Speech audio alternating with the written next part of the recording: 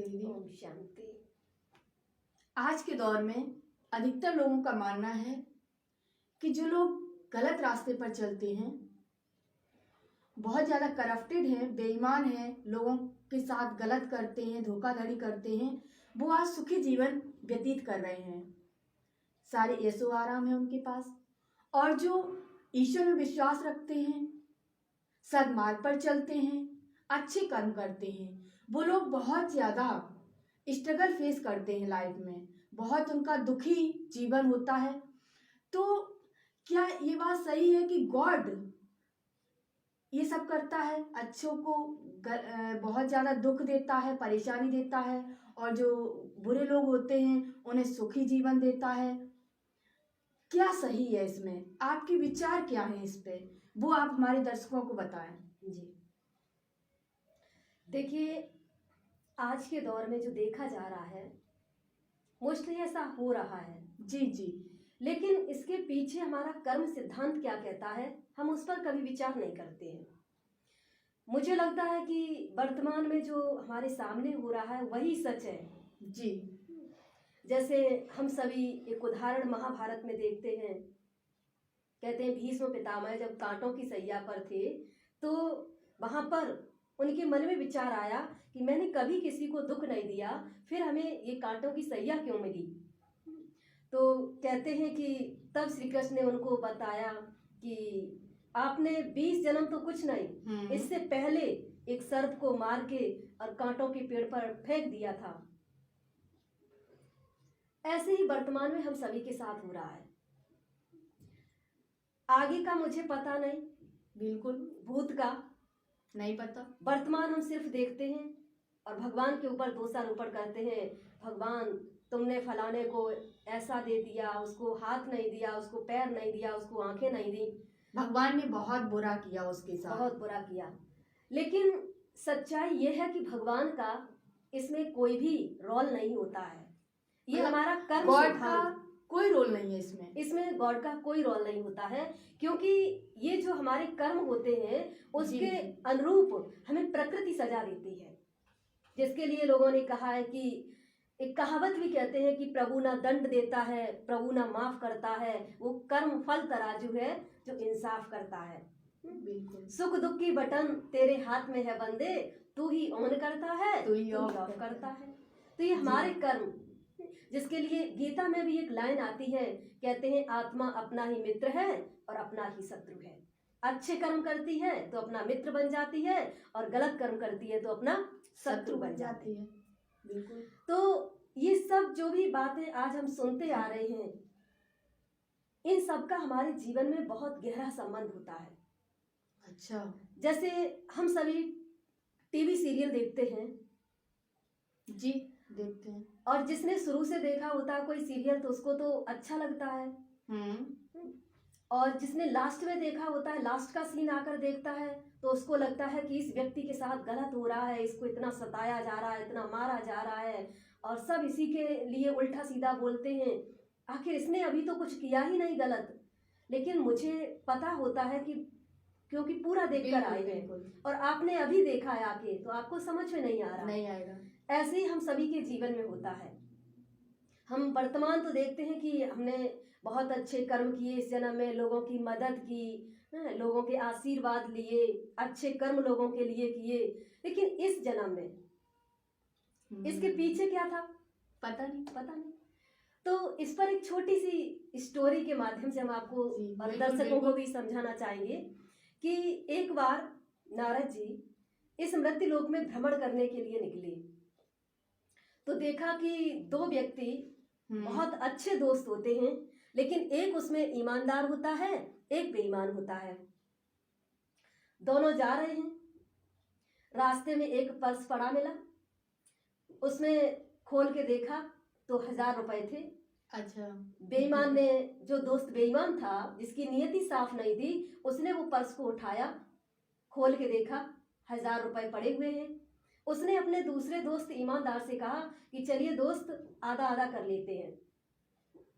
उस ईमानदार दोस्त ने कहा कि देखो नहीं, पता नहीं किसके पूरे महीने की कमाई हो और इसी से उसके पूरे महीने का खर्च चलना हो, इसलिए इसको ले जाके हम पुलिस थाने में जमा कर देते हैं और जिसका भी होगा वहां से पहुंच जाएगा।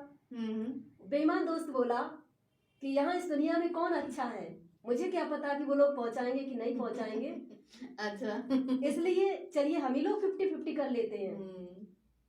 जब ईमानदार ने नहीं लिए तो उसने कहा कि चलो कोई बात नहीं, ये मेरे ही भाग्य का है तो मैं ही इसको रख लेता हूँ, और उसने वो पर्स रख लिया।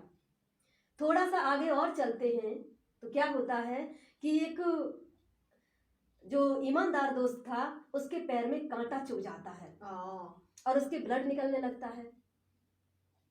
जब नारद जी ने ये घटना देखी तो नारद जी तुरंत धर्मराजपुरी में धर्मराज के पास पहुंचे और कहा कि महाराज, आपका जो चित्रगुप्त है वो सही न्याय नहीं दे रहा है। तो उन्होंने कहा कि नहीं, ऐसी तो कोई बात नहीं, आज तक हमारे चित्रगुप्त ने कभी गलत नहीं न्याय किया, आज कैसे ऐसे हो सकता है। उसने कहा कि नहीं प्रभु, अभी अभी मैं मृत्युलोक से वापस लौट के आया हूँ और मैंने देखा कि ईमानदार के पैर में कांटा चुभ गया और बेईमान को पर्स मिल गया, तो आपका चित्रगुप्त सही न्याय नहीं कर रहा है, आप उसको बुलाइए। धर्मराज ने तुरंत चित्रगुप्त को बुलाया और कहा कि देखो, इस तरह से नारद जी कह रहे हैं, आप दोनों का रजिस्टर चेक करो। अच्छा। पिछले जन्म में उसकी क्या था। तो चित्रगुप्त रजिस्टर दोनों के लेके आया। नारद जी से पूछा कि पहले किसका खोले। तो नारद जी को बड़ी उत्सुकता थी, उनको लग रहा था कि चित्रगुप्त गलत न्याय दे रहा है जी। तो उन्होंने कहा सबसे पहले बेईमान का खोलिए। जब बेईमान का रजिस्टर पूरा खोला गया, उसके पिछले जन्मों को देखा गया तो देखते हैं कि पिछले जन्म में बहुत बड़ा ईमानदार व्यक्ति था। ये उसने पिछले जन्म में बहुत अच्छे कार्य किए थे और उसके बदले में इस जन्म में उसको बहुत कुछ मिलने वाला था, महल, गाड़ियां, सब कुछ मिलने वाला था। लेकिन इस जन्म में कुछ उसने गलत काम किए थे, वो बेईमानी के रास्ते पर चल रहा था। इसलिए फिर से भगवान ने परीक्षा ली कि देखें इसकी नियति कैसी है, पिछले जन्म के अनुसार ठीक है या इस जन्म के अनुसार ही चलेगा। तो इसलिए भगवान ने परीक्षा ली और वो पर्स रास्ते में डाल दिया। और बेईमान ने जब वो पर्स उठाया, उसमें देखा 1000 रुपए पड़े हैं। ईमानदार वाले दोस्त से कहा कि आप आधा आधा कर लेते हैं, उसने मना किया तो उसके मुख से क्या शब्द निकले कि ये तो मेरे ही भाग्य के हैं।